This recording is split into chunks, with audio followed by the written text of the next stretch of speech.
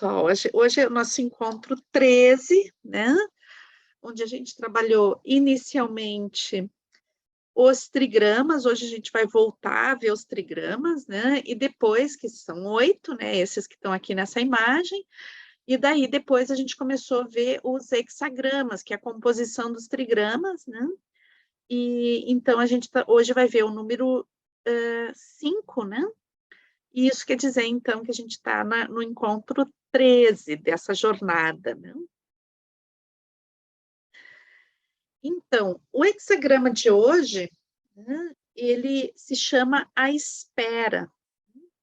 E eu trouxe essa imagem dessa mão, né, apontando, pedindo algo para o céu, porque esse hexagrama, ele nos fala, né, de de uma pessoa, né? A gente pode trazer a imagem de uma pessoa, né, que olha o céu e vê que se aproximam nuvens de chuva. Tá?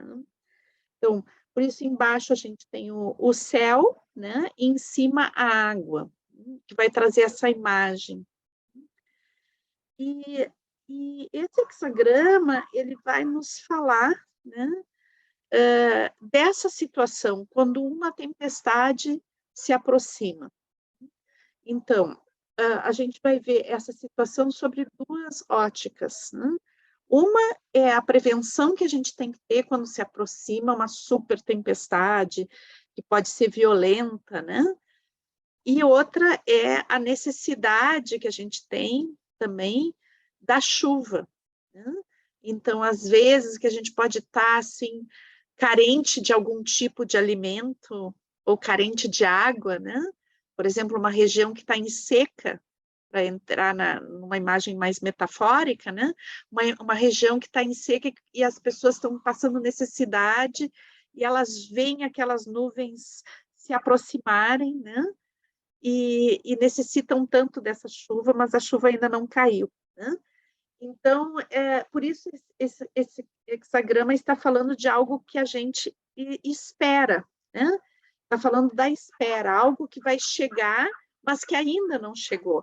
Então, que pode ser bom, pode ser ruim, né? Mas o que acontece nesse momento de esperar, né? O que significa essa espera? Nossa, pessoal, não sei se vocês estão ouvindo, mas tem uma horda de cachorros aqui na frente, espero que não esteja atrapalhando muito no som.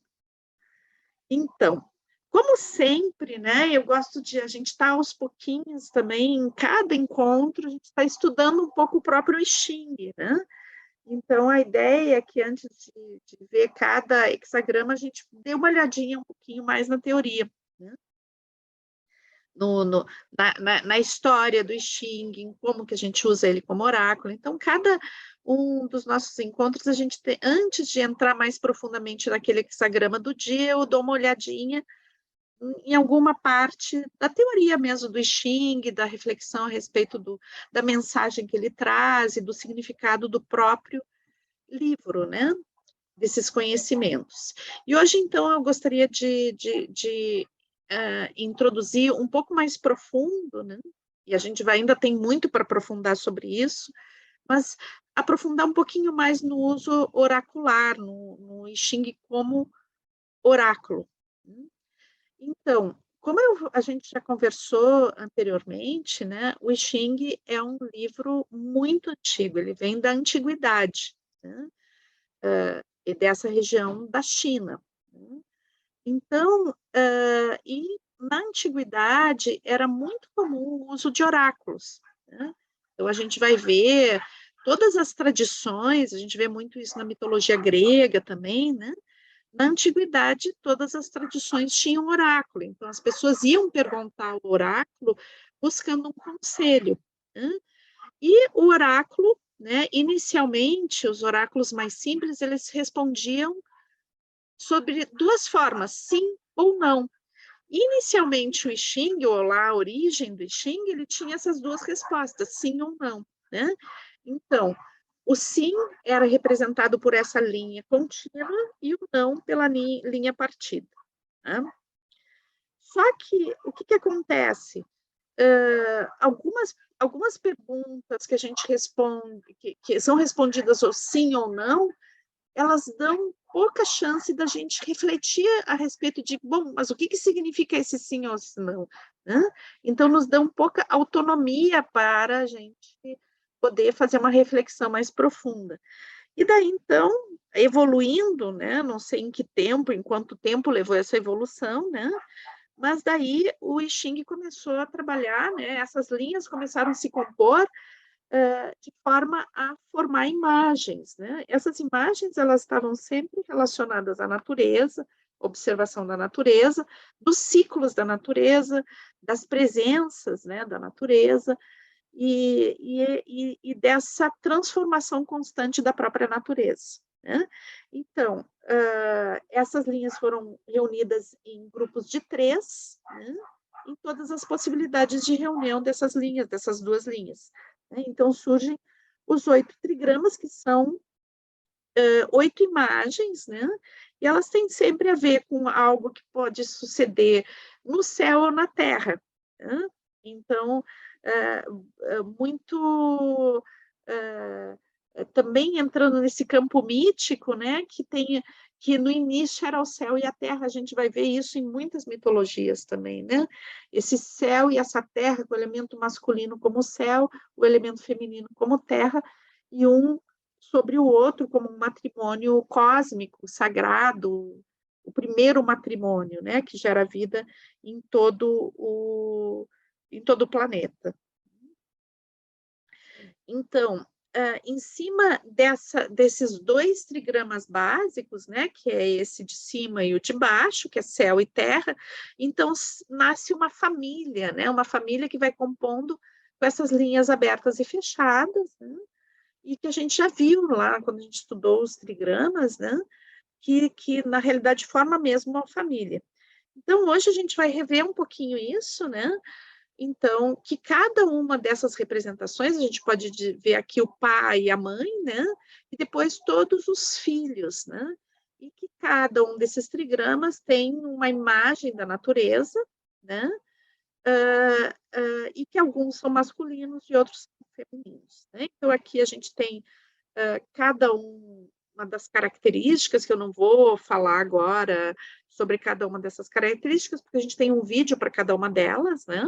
Então, vocês podem buscar isso para rever esse conhecimento, se ficou alguma dúvida, né? Mas eu acho que é interessante a gente ver um pouquinho a questão dos filhos, né? Então, vão ser filhos e filhas. Né? Então, os filhos, né, são 3 filhos e 3 filhas. Os filhos, eles representam o movimento. Né? Então, um trigrama vai representar o início do movimento, outro, o perigo do movimento, e o último, o repouso, filho mais velho, né, o repouso do movimento. Sobre as filhas, a gente vai ter, são etapas sobre a devoção. Então, a primeira filha é uma suave penetração, a segunda filha é a clareza e a adaptabilidade, e a terceira, a tranquilidade. Então, a gente vê aqui os filhos como um impulso, né? E as filhas como a capacidade de fluidez, de adaptabilidade, né? E muito complementar, a gente vê isso no próprio modelo teórico de biodança, tem essas características, né? E daí, então, buscando cada vez mais expressar ideias claras que pudessem aconselhar realmente aquela pessoa que busca, né, o I Ching como oráculo, então começa esses trigramas a se comporem, né, são 8, eles vão se compondo, um abaixo, outro acima, então no final a gente vai ter 64 trigramas. E que esses 64 trigramas, eles estão contando uma história, né? A gente tem visto, assim, dentro do estudo dos hexagramas, a gente vai vendo que cada hexagrama, ele está contando uma história, né? Que uma vai se encadeando na outra, né? Então, dificilmente uma pessoa que consulta como oráculo vai perceber isso, porque vai pegar as mensagens soltas, né? Mas Se a gente vai estudando uma mensagem após outra, a gente vai vendo que elas estão conectadas, que elas estão contando uma história, que tem uma evolução. Na realidade, está falando de uma evolução do ser humano também. E daí, então, aqui a gente vai ver alguns detalhes, depois a gente vai ver mais profundamente isso, né, mais adiante, mas aqui a gente já vai ver como é que a gente vai chegar, né, nas linhas, como é que se chega. Então, o I Ching, tradicionalmente, ele é um jogo de varetas, né? Um jogo de varetas que tem um funcionamento que a gente não utiliza muito no Ocidente. A gente utiliza mais moedas, que é um funcionamento bem simplificado, né? Do jogo das varetas. Mas, na realidade, seja com as varetas, seja com as moedas, a gente sempre vai chegar a algum desses números, né? 7, 8, 9 e 6. Se vocês têm já o I Ching em casa, né? Dentro do livro que eu indiquei, né? Que é do Richard William, a gente vai ver que dentro de cada hexagrama vão ter linhas que ele chama de fixa, né? E linhas móveis. Então, a gente pode, assim, a grosso modo, dizer que as linhas fixas, né? Quando por exemplo, das linhas fixas, quando dentro lá do jogo, depois a gente vai entender melhor como se chega, tá? Não vou trabalhar disso, eu não vou falar disso hoje, né? Mas quando a gente chega ao número 7, né, a gente joga e chega ao número 7. Tá? Isso significa que a gente vai jogar 6 vezes, ou as varetas, ou as moedas, né? E vai chegando em números. Quando a gente chega, por exemplo, no número 7, então a gente faz uma linha fechada. Quando a gente chega no número 8, a gente chega na linha aberta. Quando a gente chega no 9, é uma linha fechada, como chega no 6, uma linha aberta. Quando a gente chega nessas linhas móveis, por exemplo, a gente tira um 9, a gente assinala que ali tem um 9. Tá? Por quê? Porque essa linha ela vai ser uma linha móvel, ou seja, é uma linha que está mudando. As linhas fixas são linhas que não têm a probabilidade de mudança naquele momento. Então, a gente vai ver dentro do livro, né, as linhas móveis, o livro sempre vai ter 6 linhas marcadas, né, como linhas móveis. A gente não lê todas elas, a gente só lê as que saíram móveis para a gente. Né? E daí, então, essas linhas têm um aconselhamento específico. Né? Além de ver o tema geral do hexagrama, o que esse hexagrama fala para mim, eu vou lá nas linhas móveis e vou ver o que dentro desse hexagrama existe como tendência à mudança. Né? E daí, nessas tendências à mudança, o oráculo vai te falar algo muito particular sobre aquele momento que tu está vivendo. Às vezes vai sair todo o hexagrama com linhas móveis, ou pode sair todo o hexagrama com linhas fixas, ou algumas linhas fixas, algumas linhas móveis. Tá? E é interessante que se a gente pegar as linhas móveis, né, porque as linhas móveis, elas são linhas que estão mudando. Tá?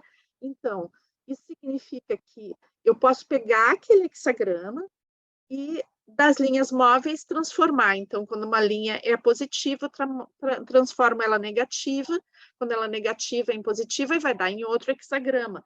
Então, a gente pode ver que para onde está arrumando também. Né? A partir das linhas móveis, a gente vê qual é a tendência, porque ela já vai indicar o próximo hexagrama, não dentro da sequência do livro, mas sim na nossa existência. Para onde que essa mudança está arrumando? Já vai aparecer outro hexagrama. Então, é interessante, é complexo, né? Mas não é difícil. Então, uma coisa que é super importante no I Ching, né, é que ele não é uma previsão de futuro, né, mas ele está falando de tendências. E ele vai nos ajudar a tomar, a partir de uma leitura das tendências, uma ação assertiva sobre a realidade. Então, é interessante porque é diferente de tu ir consultar, não sei, uma pessoa que diz que prevê o futuro e ela dizer assim, olha, hoje tu vai receber a ligação de uma pessoa, essa ligação vai ser super importante. Daí tu senta e fica esperando a ligação, né? Pode ser que ela aconteça ou não, né? O I Ching, ele jamais vai dizer para ti, olha, vai acontecer isso, né? Ele vai te indicar uma tendência sobre a qual tu tem que ser o protagonista para agir, né? Então, ele é muito interessante porque ele não te exime da responsabilidade sobre o que tu vai fazer. Ele só te aconselha e te dá mais clareza sobre o que está acontecendo, né? Então, por isso ele é um livro fantástico, né? Maravilhoso, é um livro de estratégia, um livro de percepção do momento, né? E ele vai trabalhar dentro da sincronicidade. Então, vamos ver um pouquinho o hexagrama de hoje, tá? Que é a espera. Se vocês olharem no livro, ele também vai falar de espera e nutrição. Tá? Então, porque em cima está o abismal, a água, embaixo o criativo, o céu, né? E ele vai falar de uma situação onde é uma tempestade que se aproxima, como eu tinha falado para vocês, essa tempestade pode ser algo muito bom diante de uma terra seca que está necessitando de água, pode ser uma coisa super violenta, né? Então, o que isso está nos dizendo, essa imagem está nos dizendo, né? Que ainda não aconteceu a tempestade, seja ela uma coisa boa ou não. E essa coisa de não ter ainda acontecido, mas que vai acontecer, a gente já sabe, porque o céu está indicando que vai acontecer, né? Então, ele está dizendo, tu tem que saber esperar, né? Porque ainda não aconteceu, mesmo que esteja tudo dizendo que vai acontecer, ainda não aconteceu. Então, não adianta tu ficar paralisado, porque vai chover, né? Então, tem algo que tu precisa aprender a lidar para que, mesmo diante de uma perspectiva, tu continue vivendo e não entre num ataque de ansiedade porque vai acontecer alguma coisa, né? Então, é saber esperar o momento justo. Então, se a gente está diante de uma força de bem-estar, uma força nutritiva, né? A aproximação da chuva, né, ela vai trazer aquele alimento, aquilo que é necessário, né? Mas se é também uma coisa violenta, uma coisa que pode ser destrutiva, eu tenho que saber um momento propício para agir, né? Então, essa aproximação, ela nos dá uma indicação de algo que eu tenho que cuidar, né? E essa nutrição tem a ver com o cuidado, tá? Então, assim, vai trazer água para a plantação, então tem que arar a terra, deixar tudo prontinho para receber essa chuva, né? Vai ser uma tempestade arrasadora, então eu tenho que proteger a casa, me preparar, ter a estrutura adequada para resistir àquela tempestade, né?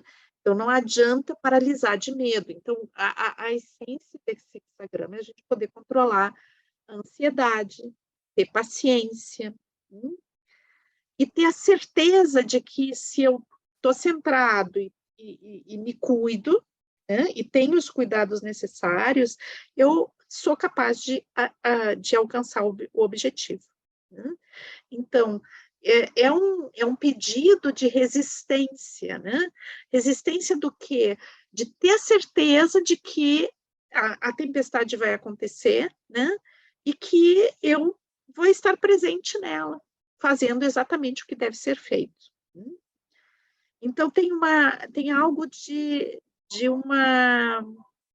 algo incorruptível nessa presença, né? Então, eu realmente vou ser fiel comigo e vou me preparar para isso que está por vir, né? Mas não me preparar no sentido de estar ansioso e paralisado ou fazendo coisas inúteis, né, para passar o tempo, mas sim eu vou estar me preparando para estar bem e apto para aquele momento, né? Seja ele algo muito bom, seja algo muito destrutivo, eu vou estar preparado. Então, ele é um hexagrama que te pede, né? Te pede, olha, te prepara para aquilo que está vindo.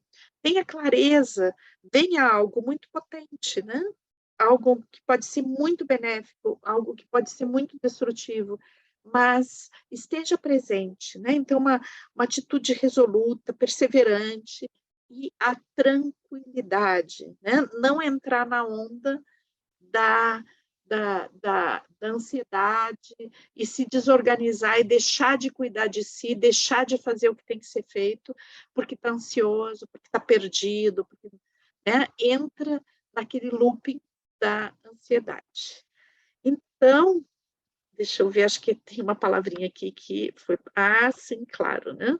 Então, estava tapada aqui na minha apresentação, autopercepção e autocuidado. Então, o que ele quer dizer com essa nutrição, né, é perceba, né, perceba o que você necessita para esperar essa situação e aproveite o tempo de que ainda não desagou a tempestade para se preparar para ela de uma forma adequada, com tranquilidade, de uma forma adequada. Então, é isso que o nosso hexagrama nos traz hoje. Vamos dançar ele.